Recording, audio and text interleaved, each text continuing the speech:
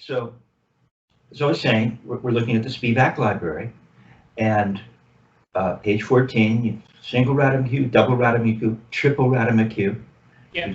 We've worked on those, and you can see there's a correlation, right? A random queue is a 16th note triplet, and then an 8th note with a drag. And now you've got the compound stroke. So you can see it's like a random queue.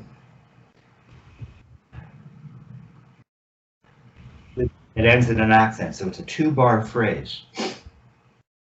So it's not going, and that's the beauty of the Spivak thinking, is that there's this chronology. He just takes you through it piece by piece, and one thing leads you to the next thing, and so on and so on. Right? So how would you play that? No metronome, right? All the pieces will still be intact, Ralph. You're still going to have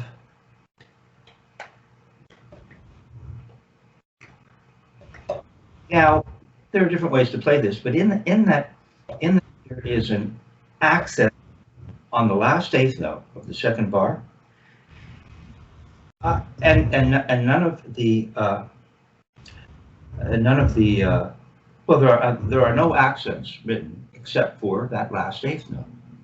So we don't necessarily need to make motions. So maybe there won't be an upstroke until when? Yeah, right? It's going to be an upstroke right before.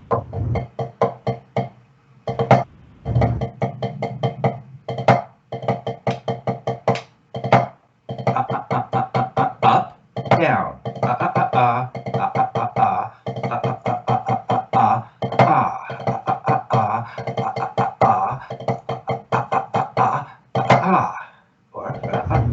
Other way. It's a 2-bar phrase. Only now I know it's a 2-bar phrase. Okay. Right? So there's going to be an up, and it's going to be the right that precedes the accent. And that said, depending on the speed, maybe if you played it slow enough, there might not even be an up. We don't know. I want you to play in the center. I know while you're reading, sometimes the hands wander off center, but if you're at a gig and you're playing drum set and you have to read, you can't suddenly not be playing in the center of the drum just because you're reading. I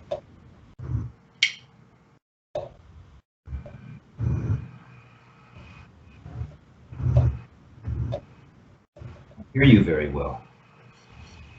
See. Pardon me.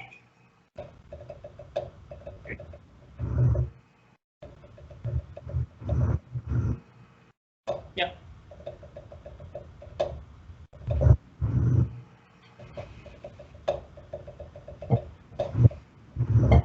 There's the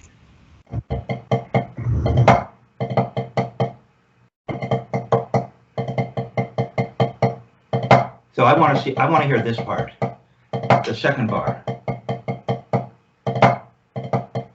Show me how you're going to play that.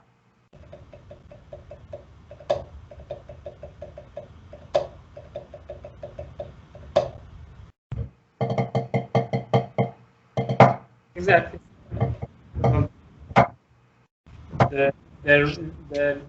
the right just before the accent is an upstroke, right?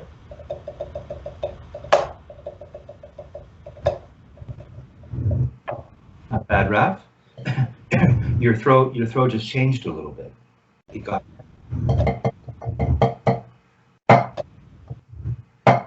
We're back to this.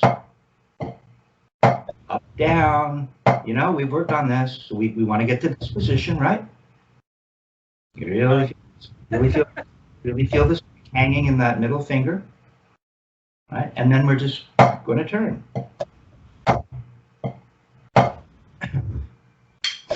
Now, as Richard Wilson discusses in that video that I put up, circa, what was it, 1994 or something?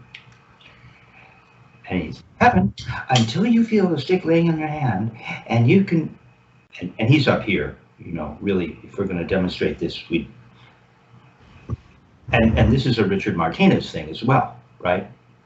And so, and Martinez thinks it's really important that when we're demonstrating that we're in position typically. We don't have to be, but because we're really trying to be aware of the floor, right? Which has a lot to do with the forearm. We think of the floor as only being the stick relative to the surface, half an inch parallel, but really the floor has much or more to do with the positioning of the forearm, because really the stick relative to the forearm, it's an extension of the arm. So we want to feel this position, but we want to be aware of the fact that if we bend, the fingers react with no stick in your hand. Just go ahead and do this. Come back. See how you've lost now. I want you to don't lose the feeling of the floor. Okay, sit up. Don't be leaning on your, you actually. Okay, be somewhere in there perhaps. Your forearm might even be a little, maybe your pad is too low. Right? You'll have to figure that out. But my forearm is parallel to the actual floor. Okay, and all right. So if you bend forward, what happens? Well, I'm showing you something different. You could do that. Now you're moving up and down, but that's not what I'm doing right now. But that's cool. Actually, when you watch Richard Wilson demonstrating it, he does both. He does that. But what I'm showing is this. Here, I'll come over here. But it's just you don't get a hump. You see, are your fingers really opening? They open, and one of the ways you can tell that they're opening is because you'll just feel it there. You'll feel the space in the knuckles closest to the wrist. You'll feel them, the fingers come away from each other there, right? You don't end up with a big hump, and then they come back. So, but try not to get this. That's not what we want. It's just here, and it just does that.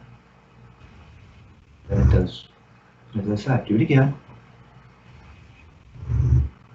Okay, you are getting some of this, and that's not what I want. But if I'm bending the wrist, then that's what's going to happen. I know it might. No, it does. That's what I said. Wilson demonstrated it both ways. It's cool that you do that, but how would you just bend for? We're just the wrist, turning the hand. Yeah, there you go. Have a big hump. Yeah, I get it, but that's more like just letting the wrist go, pretty much. It's kind of. Well, here's a distinction between the two. If you end up with a hump, or in other words, if you're making it up and demonstrating it up, that means there's some kind of fixed point in the universe. See, look, there's the fixed point in the universe, and you get the hump, right? Up, down, right? Yeah. Close, open, close. Okay. If we don't have a fixed point in the universe, we're not moving around that fixed point in the universe to make up and down motions. Now, the hand just opens thusly. The fingers open thusly. Yeah, it doesn't go up because now we're not moving around a fixed. Now go ahead and put your hand underneath. Don't throw your fingers open. Now go up, and you'll see the hump. There, see, and the fingers open. So they're different. I get it. Of course, it's different. Yeah. Cool. So now the chronology of my thinking right now is, guess what we're talking about, Raph? We're talking about the throw again, right? And we may be talking about the throw for years to come. We'll see. I know it was that way with me. Very scary. It took me a minute. But everyone's different, right? So now I do want you to move around the fixed point of the universe. Go ahead and do that. Put your hand underneath. Let's try to be down in a playing position. You know, we'd be down here somewhere. Try not to, yeah, okay. Yeah, just stay in position though. Just like this, you're facing me. Don't be over here. Yeah. Okay, but get down lower. See, you're like 6 inches above the surface. I think your pad is too low, or you're sitting too high. You're sitting. See high. Yeah, you're sitting. Yeah. Dick would say a virtuoso. He says the legs are you're not completely flat. That's how he put it to me. And so, but I you know, I sit pretty low. My you know, I'm not on pedals right now, but I sit a little lower than you perhaps. That means you have to raise your pad a little. This is because if your forearm is parallel to the floor right now, you're too far from the surface. See, when my forearm is parallel to the floor, I'm half an inch beat to butt end from the surface. Dick used to play with the pad pretty high, by the way. Yeah, you see? It's different, isn't it? Yeah, there. Now you're in position. Okay, and what we're going to do is you're going to create the fixed point in the universe. Thank you, Richard Martinez. Now don't come up. Stay here. Stay here. Yeah. See, Dick would talk about it different. Dick would say, you leave the bead down when you go up. That's his version of going around a fixed point in the universe. And now, and we're just going to do this. Do you feel any opening of the fingers? A little bit. Yeah, there you go. You came apart a little bit, and then you're coming back. Boom. Come back. Let's let it collapse. Yeah, if you're on your leg, watch. You know, Dick Wilson used to talk about, we all talk about it because I guess Dick talked about it. He'd have you practicing on your steering wheel. Moving around the steering wheel, right? Getting that motion. Right. So if you put your hand on your leg now, just go ahead and do that. And just roll forward. And then come down. You can really feel it. There's the up. That's as far as it's going to go because you're only turning your wrist. You're not using your arm. It's not going to come off your, right? It's just going to go up like that, and then boom, palm comes down and actually plays a note. Boop, boop, up, down, up, down, up, down. So what you're, and I don't want pushing yourself up with your fingers. It's as though you're just rolling onto the second knuckle of each finger. You're rolling onto that. That's like the rolling pin thing where you're rolling dough, or you're rolling the pin over the dough. There you go. See? Up, down, up, down. You can actually feel the down on the palm of your hand, can't you? But you don't want to hold your fingers tight. You want to feel relaxation, open. So now if you did this, watch. Now make a little throw. Up. It just rolls up. You won't have to make a big deal. And don't be too far forward. Come back a little bit so that your elbow's hanging by your side. There you go. And come down. Don't go up so much. You don't have to go up so much. Just a little. Okay. Now you're just going to turn that into a throw. So you're going to go to here, and then you're going to Mary would say, cock your wrist to the ceiling. Yeah, almost. In there. Kind of like, more like that. That's what we're looking for. So what we have is we have open. See, we have open, close, open, close. Just over and over and over. Just that. I'm not opening and closing my hand. See, because my hand opens by itself. And then when I go this way, it closes. There you go, in that direction. Don't try to make it a snap. It's just open. It's loose, tight. Remember? Mary talks about loose, tight, which kind of messed me up because in my mind, now I'm exaggerating. And for me, it was, I'm loose and then I'm tight and I'm loose, and instead of, and I was doing it. Now you can add thrust on the way down. Remember, Murray talks about that in his video, but that's not what we're doing right now. We have the potential to do that, but just feel the hand close from the wrist.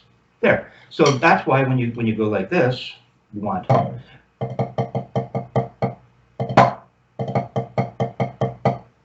See, it's right there.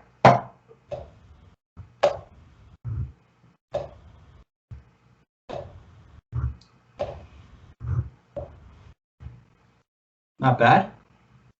So I'm thinking in those terms. I know what the hand is doing.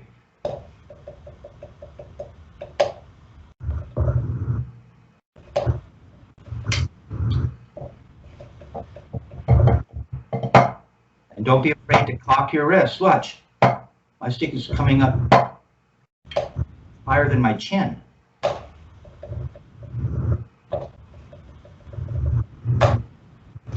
Just get to here. Get to this position for me.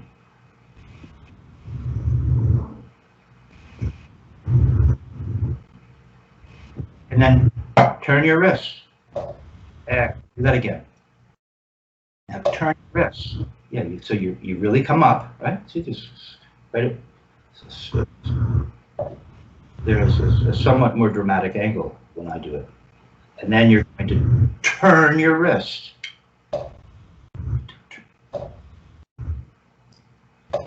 There you go, better. Oh, now take the second bar and do that.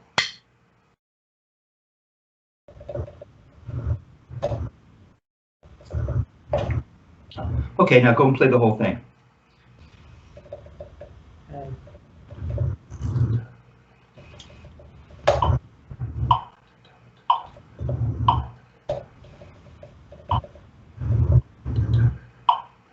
Go ahead and put your metronome on at 56.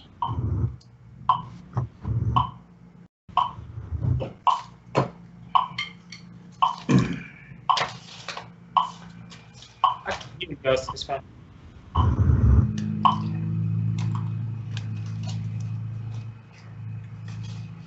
I don't hear your metronome, Raph.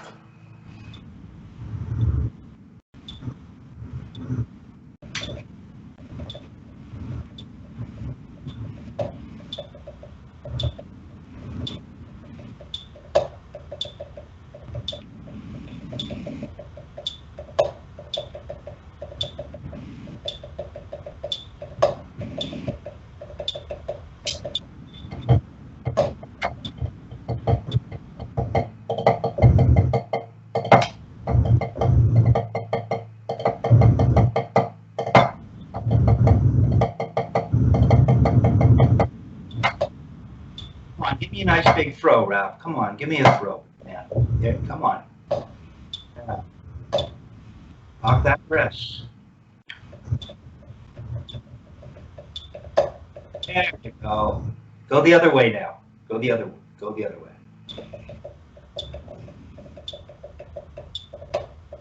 There's no throw. See, this is really your top speed for you to have a chance to actually think about. Really having all the pieces put together properly.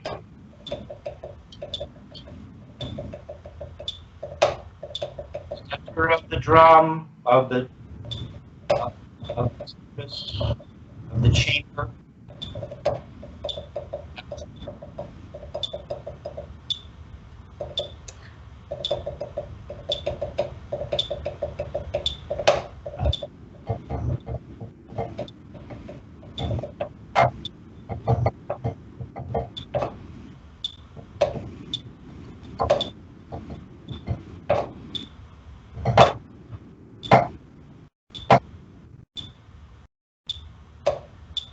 I didn't even play this way. So, the thing is, when I do the throw, often I hit with the butt end of the stick on the edge. Sort of like a rim shot kind of thing. You're saying you're catching the shank? What are you saying to me? Yeah, it hits here on the edge when I'm doing. But your pad is a little higher now, so that might have something to do with it. So you have to find the floor. See, that means that you're not feeling this. Watch.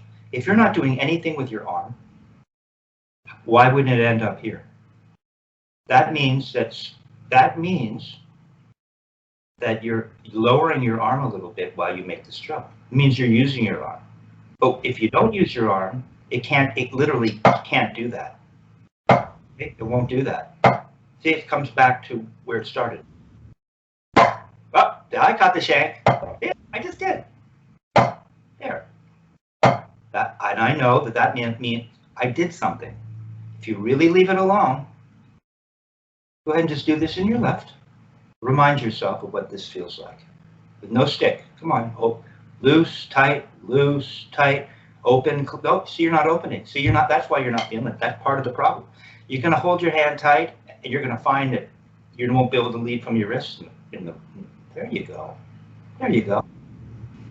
Boom. Now, when you stop, wait. See, that's the floor. Do it again.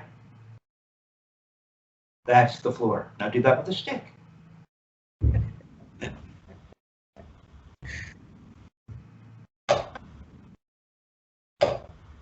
Not bad. There you go. Right direction. Okay, now go ahead and play the stroke and see if you can get that motion.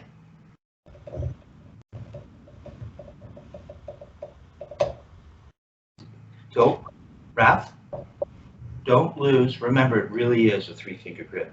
And I see that your first finger is starting to, pointing your first finger is changed. See, just like we don't want to change the arm, we don't want to change, first finger and thumb is really important. Now watch. This one more little thing, and then we'll move on. I didn't mention it, but when you were doing this to this, and you were just doing that to that, check it out. With no stick in your hand, go ahead and do it with no stick in your hand. Okay, now, no, we don't want to hump. We just want this to this. Now we're not making the throw. We're doing something different now. Notice every time, notice your thumb and your first finger come away and then they touch. Yeah. Now go ahead and make a throw. You'll feel something similar. Now you are moving around a fixed point in the universe. Come on, cock the wrist. And the handle, the thumb and first finger come together. Now, when you go to play, that's not happening, is it? Because now we have a firm, comfortable, constant grip. So now the other fingers are going to be doing, they'll be opening and closing. But we don't want to be opening and closing here. Right? Okay. So that's why it's really important. Because if you let go up here, now the other fingers have to start to clutch. You don't have a 3-finger grip anymore. There you go. Feel the 3-finger grip. And when you land, just wait. Don't just pop up. And don't wait there either. Just make a throw and then wait. Come up, throw, wait. There, you're at the floor. Don't point your first. Don't lose your grip up front.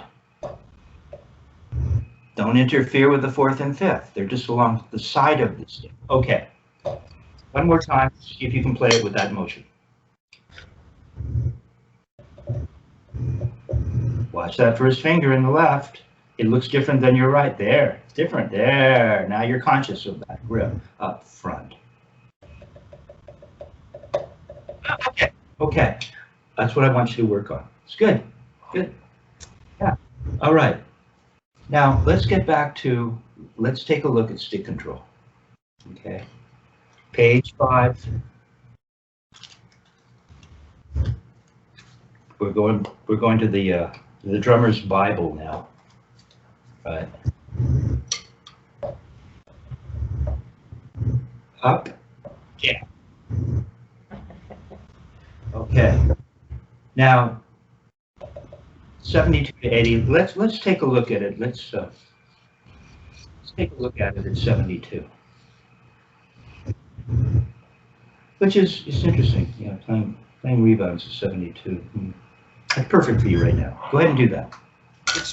Which one? Well, we're looking at exercise number 1. We're on at 72. I want to see how it's looking.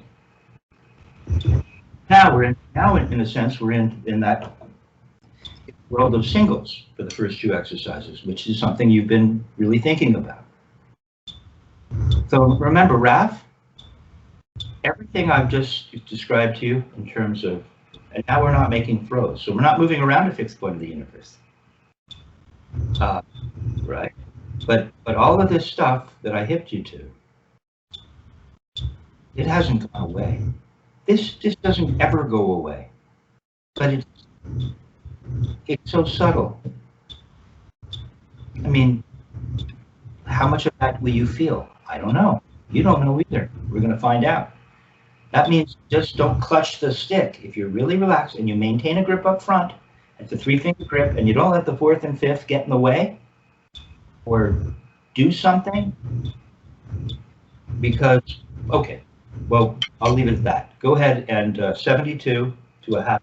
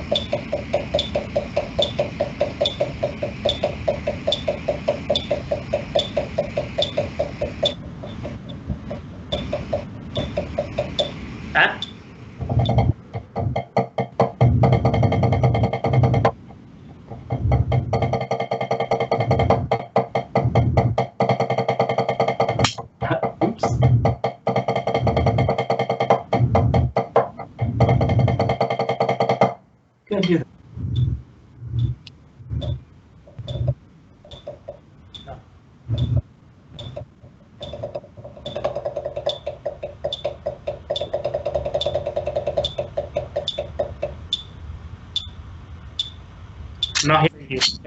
You don't get.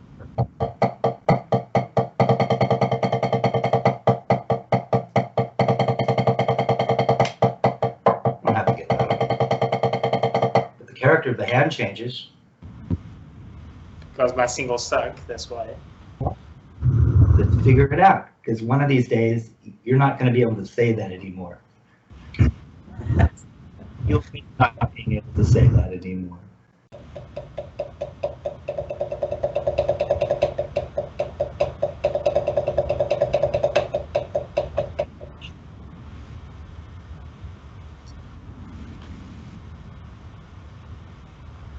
I'm not hearing you, Kevin, for some reason. Well, I'm not talking. But yeah.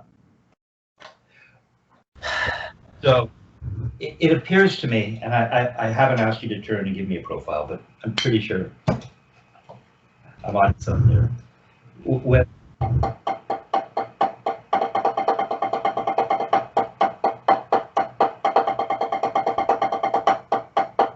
see, you get tighter to play faster.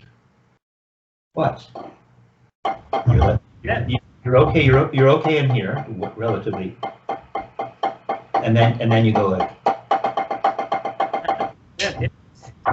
and so as you get tighter, oh, it's almost like you're clutching the stick towards your palm, right? That's what you're doing, but not me. Watch. Look. Yeah, I can do that with my right hand too. Again, goes back to the same thing. I'm not clenching here. And don't clutch in your left, but I thought you were clutching. But no, yeah. with my left I am 100%. I know that, but I just don't know how to do it. It's just my hand.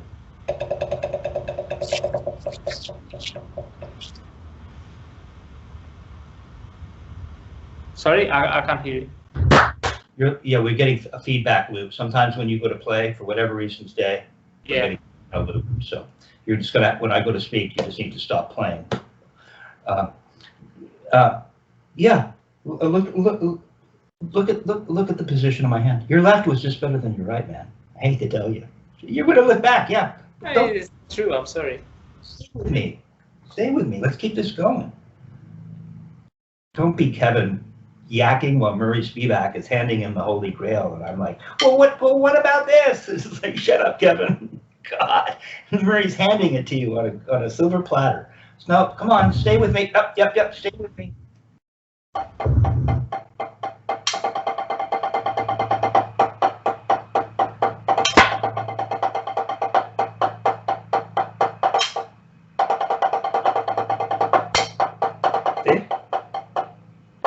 Here, it's in this position. It's a little more like that, doesn't it? Try it. Seems a little more open. Just done. Better in your left than your right. When you didn't know. Yeah. Now go play singles at the other speed. Go now play the singles at half that speed. Isn't that the exercise? It's enough. Just go ahead and do the right. No. Maintain the experiment. Just in the right. Tap. Right. You're up. Tap. Tap. Tap. Tap. Tap. Tap. Tap. Tap. Tap. Tap. Tap. That's it. Do that on the left.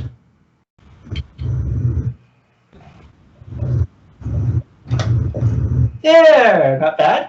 Don't punch your first finger. Don't lose your 3-finger grip. There you go. See how easy that is?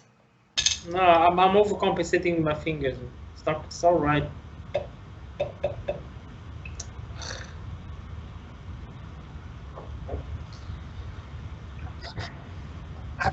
What happened if turning? Crabb.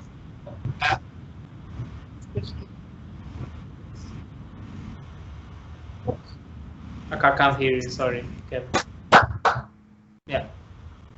When you went to demonstrate it with no stick in your hand, you demonstrated it as though you were holding your fingers, your palm. But that's not what happens. If you don't have a stick in your hand, the hand doesn't, we just went through, doesn't the hand do that? It's different than what you did. That's much different than what you just did. I can't even do this at that speed with the stick in my hand for some reason. It's not going to move that much, but that's the thinking. So just stay with me. Just let go ahead and do it again on the left. Now, stick in your hand, but now you're going to be holding with a 3-finger grip.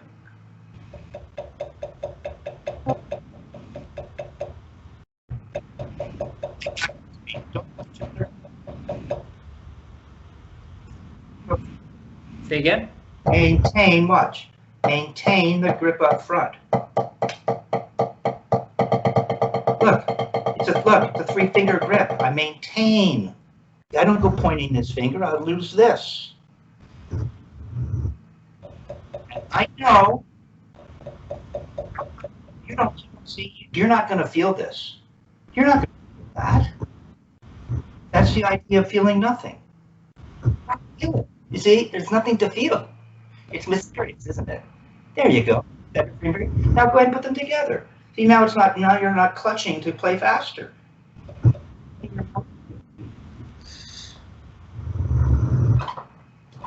No, let's put the hands together. We're at 72.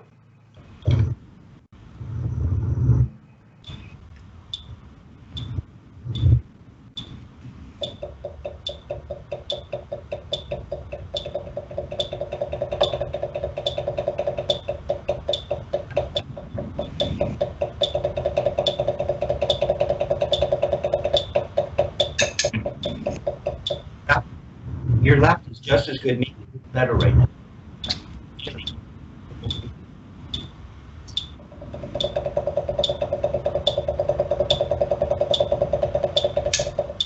Fine with it.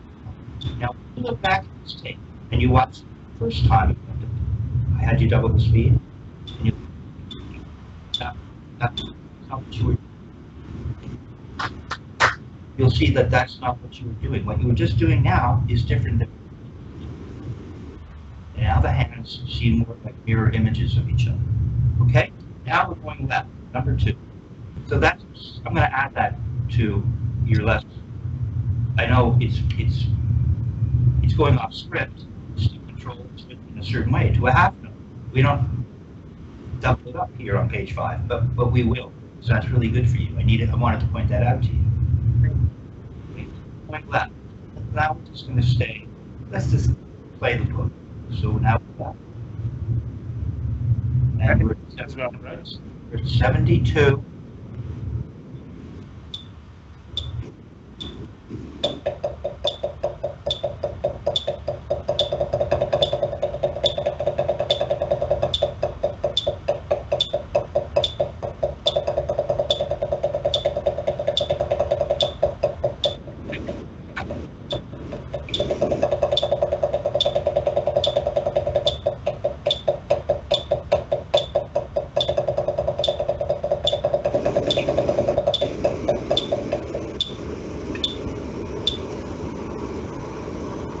I can't hear.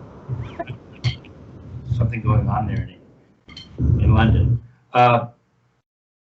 Much better. And I didn't want you to double it up because we're just going to play the book, but that's much better. What we don't want is we don't want to feel like we're going to now, I'm not using my fingers. Yeah. Right? So don't go turning, because now you're so open. Now it feels like you could use your fingers. Yeah, there's fingers. There's not fingers. Fingers. See, the wrist still moves even when if you're really, your wrist will react. But that's not what we're doing, so don't do that. Okay, that's my. Okay, now that was good. Now let's move on to 3. See how that looks.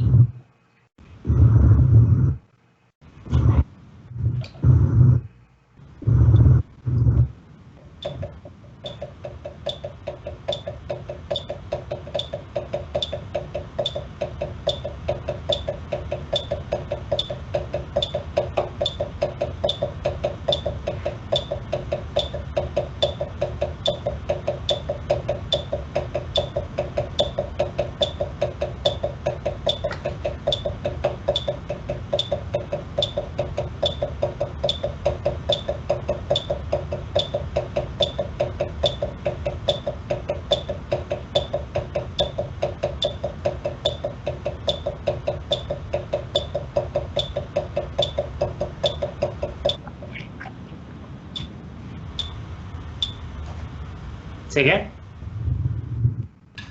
Okay, no, what's wrong with this?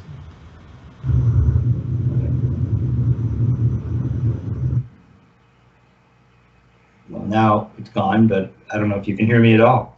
Yeah. Oh, okay. Well, whatever you did may have helped. Okay, this hasn't gone away. Firm, comfortable, constant hasn't gone away. Stay with me now. Stay. 3-finger grip hasn't gone away. Not getting in the way by doing something with your 4th and 5th hasn't gone away. The fact that you're at the floor hasn't gone away. All of this stuff remains the same. So go ahead and do that again. It's good. Not bad. No, we're not that. Come on, play what's written.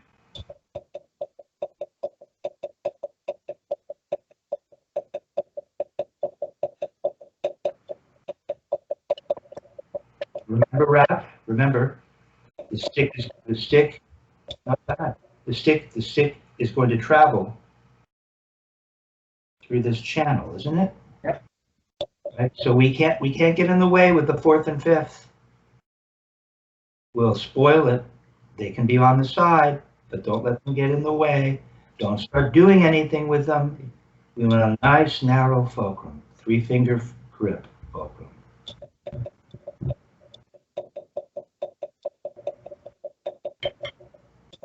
Okay. And Dick would say next, right? And you'd finish off the line. Right?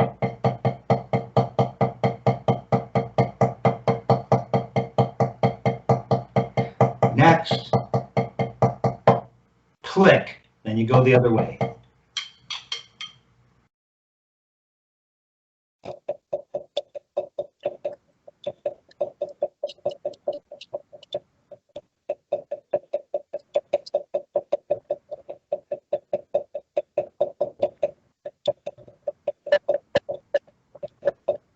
Next.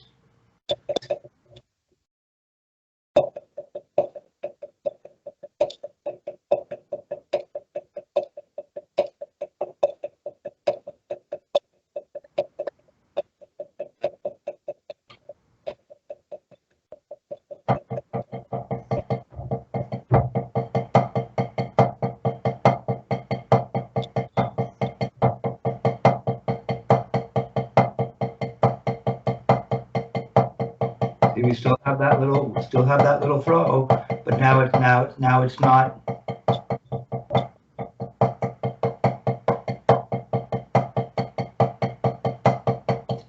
Now, Raph, the throw. Look at the throw. It's just a little throw. It's not. Could be.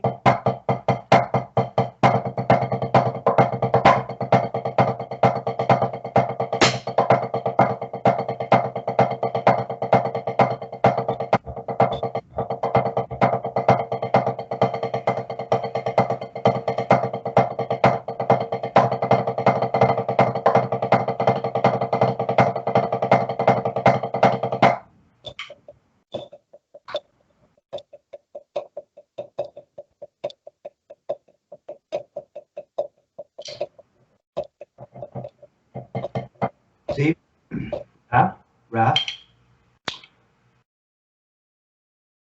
we don't want to lose the purity of the throw. Even though it's small, you can't now become, see, it really is a change of angle. It's an actual changing of the angle. And then there is the cocking of the wrist. But it's not going to be as exaggerated. So even if I make a small throw, I still get both sides of the throw. I get this side, and then I get this side. Watch. See? And I'm feeling loose. Feel a little bit of and then tight. Loose, tight. There, you see? That's different than what you're doing. You started to go up and everything looked pretty flat. It looked more like this. It didn't look like this to this. Okay, try it again. Then that means then I just cock the wrist less. That's what it means to get it. And you might not come up as high either. But it'll be a pure throw. There's probably a mathematical equation. There's a ratio that's going on. Yeah. Okay. And it's just you haven't lost ratio. It's just become a smaller motion. Better.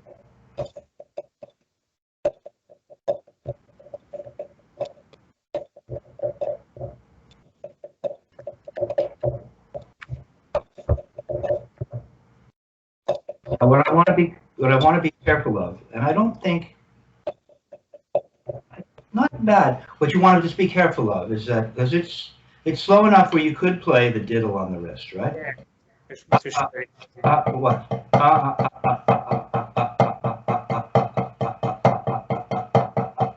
But that's not what I want. See, you can fake it. I want this. Double. Okay. And so to get that, Raph, try this.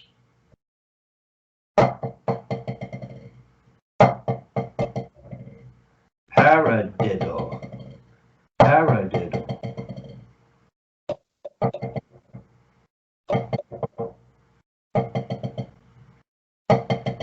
You can even let it just rest on the surface if you wanted.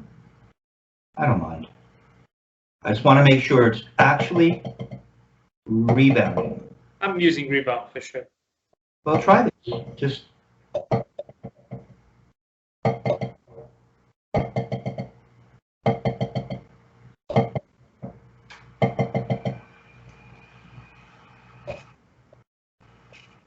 Not bad, Raph. Good. Okay, I know you have a medical thing with regards to your left baby finger, but it didn't stick out before. I know this is good. You can take it off. You can make, you can prove to the world and to yourself that it's a 3-finger grip. But just we're just looking for symmetry. We're looking for your awareness. So when you go ahead and play multiple rebounds and watch what your baby finger does in the left. Yeah, you see, you don't need to stick it out. Yeah, that looks perfect. Oh, I don't. If Look I'm at- sticking out, that it's wrong. Look how your knuckles, how they're all aligned. They're all in a row. When you watch this back, you'll see a shadow. It's really nice. It's good. It looks like a normal hand. It looks like an Escher. You know the Escher? The line, famous, I think it was charcoal or well, it's a famous drawing of one hand painting the other hand. But that's a good one. So the knuckles should be aligned. Is that it? Yeah, well, yeah. Well, aren't they? Look. I don't know. You tell me. You look at your hand. and check it out. And the finger and the stick follows that line.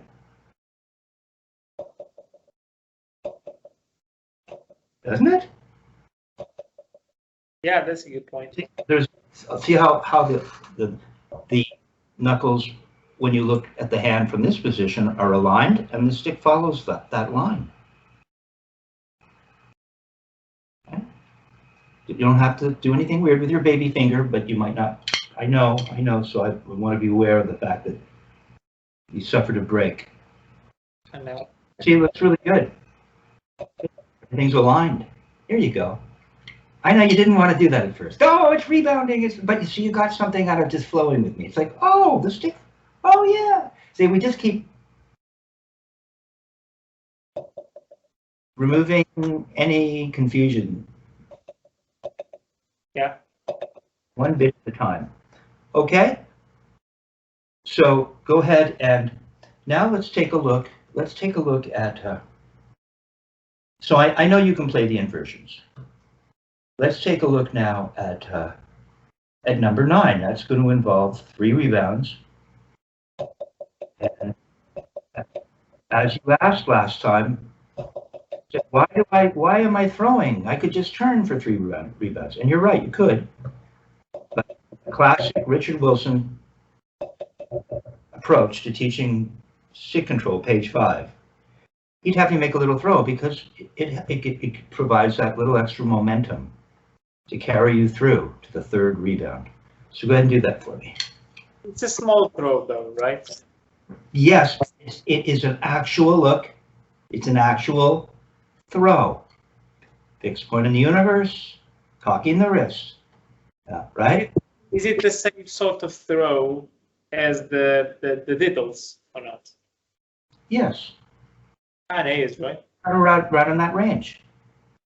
Right? And you improved your throw in the diddle. What you were doing with your diddle, if you can do that with, right, you actually.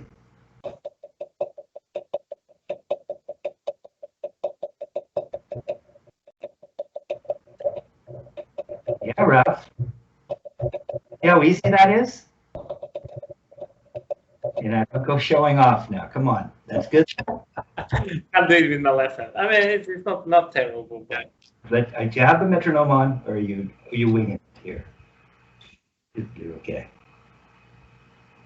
Yeah, we want this tempo because sometimes, remember, rebounds are more difficult slow. It can be. Point your first finger. Should look and feel just like the other hand's first finger. And don't do anything weird with your baby finger. Just allow the hand to be in its natural position, the perfect Escher-esque hand. You need to Google Escher and look at that painting or that drawing. Not bad, Ralph. Remember, nothing's changed. The way the hand opens and closes, fixed point in the universe, everything is the same. Now you're just, instead of throwing for 1, you're throwing for 3.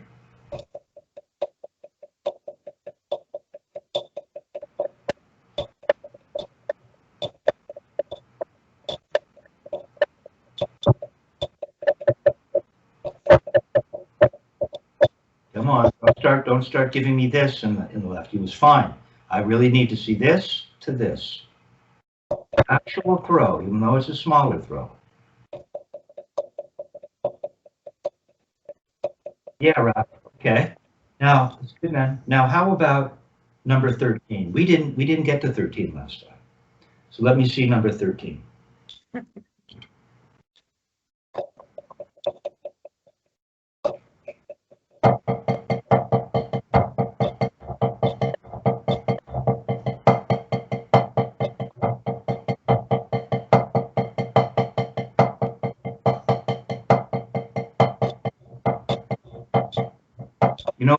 You know what Dick would say. Now watch that baby finger in the left, because I know that it can look totally normal. You've proven it to me. So I know it's a little funky, and you're going to have to take some extra care and awareness. Yeah, see, your fingers are all aligned right now. That's all you need to do. But we're looking for 4. Yeah, sometimes it goes a bit weird, yeah, for sure. So just pay attention to that. But it's looking good. Now, give me 4 in both hands. Not bad, Ralph. Okay, now I'll give you one other little Richard Wilson wisdom. And that is, he would say, well, yeah, and by the way, there's no rules, and depending on the speed, but he would say, yeah, it's just like the other hand starts to raise to make its throw on about the 3rd note. Makes sense, to be honest. Go ahead and try. Just think about that. Makes sense. It's almost as if it was the upstroke, right? Does that make sense? It's just the timing of when you're going to raise, because it's not an upstroke. Is it?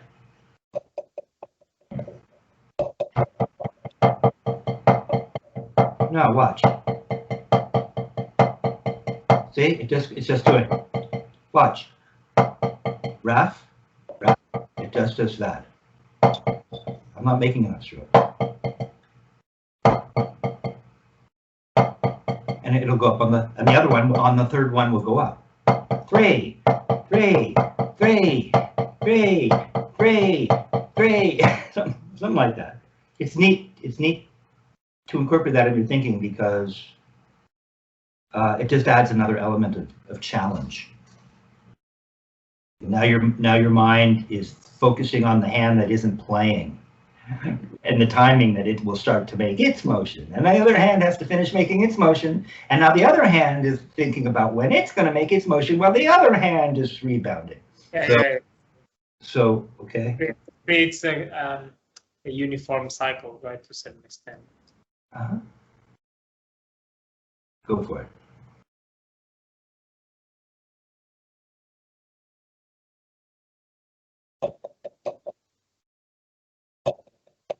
No, it's 4. 4. No. It's completely messed you up, thinking you were playing it fine. I didn't even need to tell you. You're coming up too soon. I don't even. Okay, so this you could spend an hour just working on this, you know. Okay, so you're gonna have to work on that. Okay. All right. Okay, so we've gotten a bunch of really good work done. Well, I had you playing roll strokes on the wrist, kind of up to really perhaps maybe let's just stay at 72, because remember we were looking at whether or not you were actually making a rebound in the paradiddle, and I think you were. But boy, you really proved it to yourself when you let it multiple rebounds and you learned about the contour, the shape of the hand. So let's stay in 72 land. Because we can play doubles. I just want to wrap this up and just get to complete the gestalt here. So metronome on 72. We're going to play doubles on the wrist now because we're playing roll strokes, and I haven't got you into roll strokes as rebounds yet. So wrist now, right? Wrist.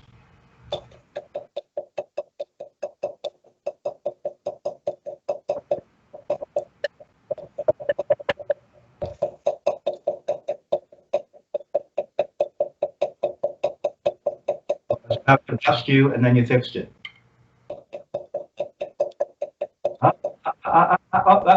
Wait, let's stop. Just a sec. Let's just tighten it up a little. Clean this up a little bit. Okay.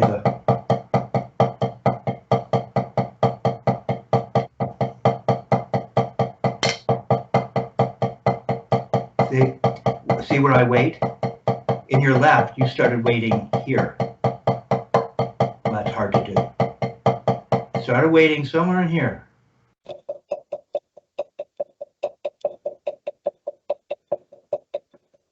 Okay, go ahead and play a 5-stroke roll. That's the throw we worked on. Both sides of the throw.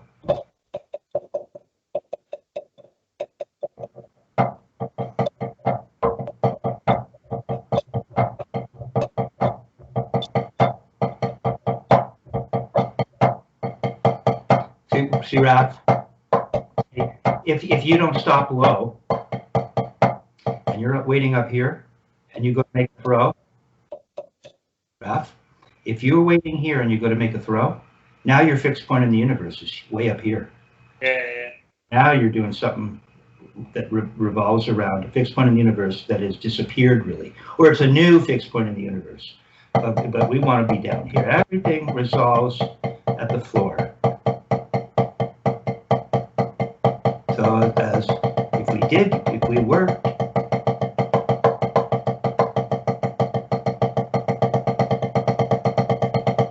we really need that fixed point in the universe. As it gets faster, we don't want to lose that, because now we're going to be up here somewhere. It spoils it becomes something else. It's no longer the technique that we're working on. Okay, it's good, man. It's coming along. Coming along. So,